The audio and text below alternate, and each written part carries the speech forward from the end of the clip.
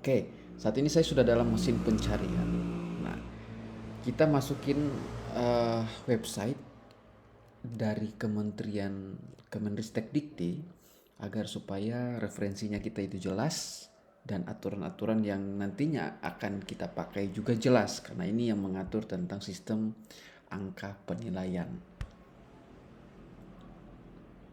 Kita masukkan data ini pak.kemendikbud.go.id.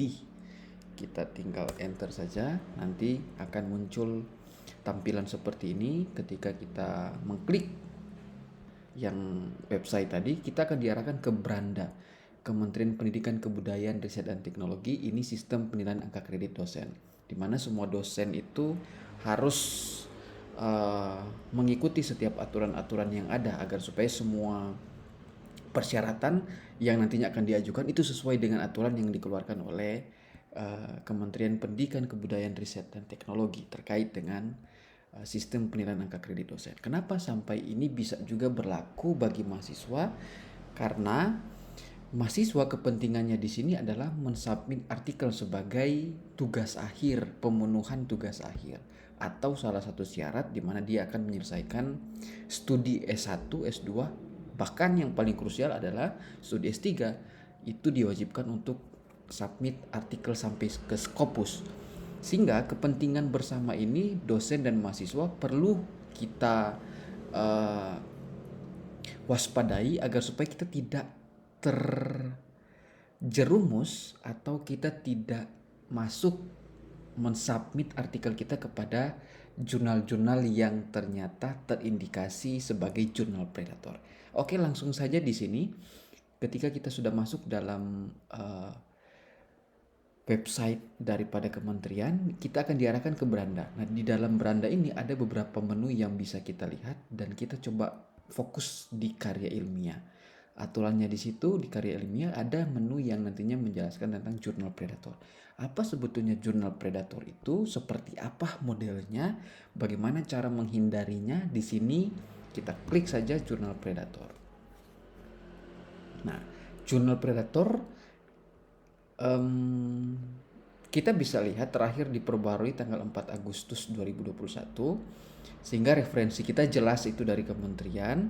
Dan kita coba bahas sedikit tentang apa sebetulnya jurnal atau penerbit predator itu.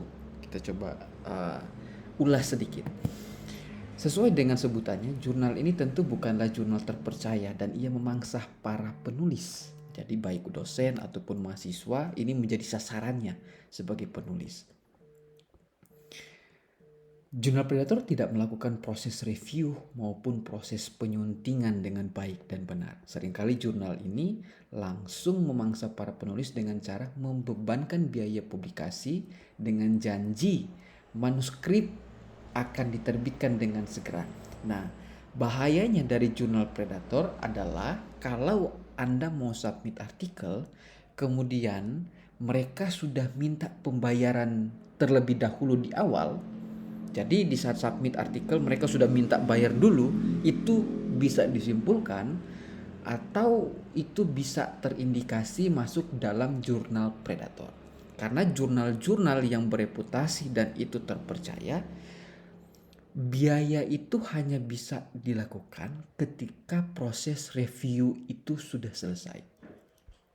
Jadi ketika telah keluar LOA-nya atau letter of acceptance-nya, baru ada tindakan selanjutnya yaitu transaksi. Dan transaksi itu nantinya akan dikeluarkan oleh pihak jurnal dengan tujuan pengiriman biayanya itu atau tujuan transfernya itu juga jelas ditujukan kepada jurnal yang jadi tujuan kita. Sehingga kalau ada yang minta pembayaran di awal itu wajib dihindari.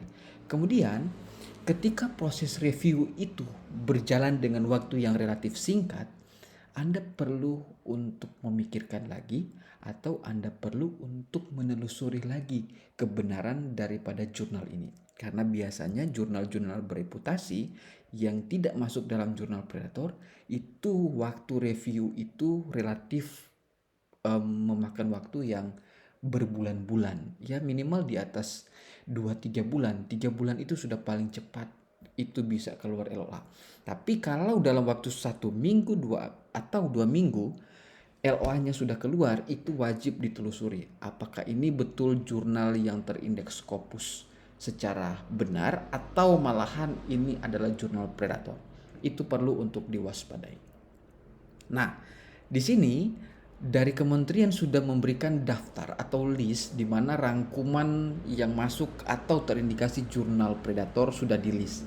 Di sini ada beberapa link dan di sini juga ada arahan untuk kita bisa melihat, mengecek apakah jurnal yang ingin kita tuju masuk dalam daftar predator atau tidak. Sehingga ini akan memudahkan kita sebagai penulis, dosen, ataupun sebagai mahasiswa, ataupun peneliti-peneliti yang mau mensubmit artikelnya dengan lebih aman. Kita masuk ke list ini. Dan kita langsung klik saja untuk mengetahui apakah jurnal ini masuk ke predator. Di sini ada list. Ada ratusan list jurnal yang terindikasi atau berpotensi predatory publisher. Jadi list publisher atau jurnal yang predator kita bisa lihat di sini.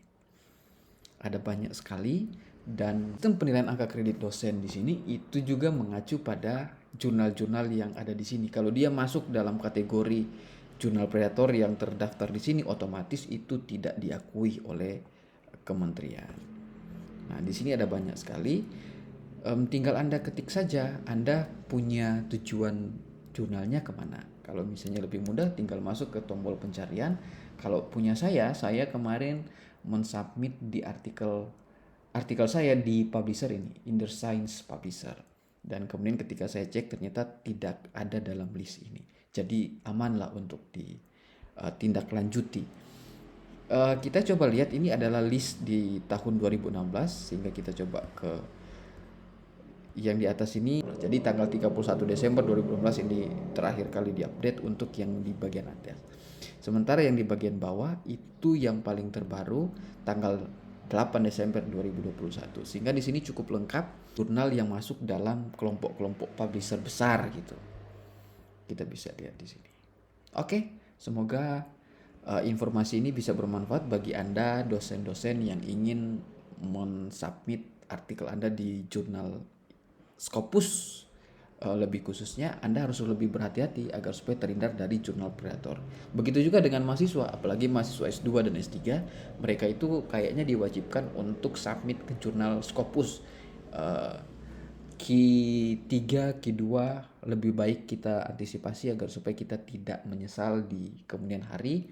Kita cek apakah tujuan jurnal kita ini betul-betul terindeks Scopus dengan benar atau malahan mereka adalah jurnal predator. Semoga ini bisa bermanfaat dan silakan dibagikan jika ini bisa membantu dan bisa disebarkan kepada teman-teman yang lain agar supaya terhindar dari praktek-praktek berbahaya dalam dunia akademisi.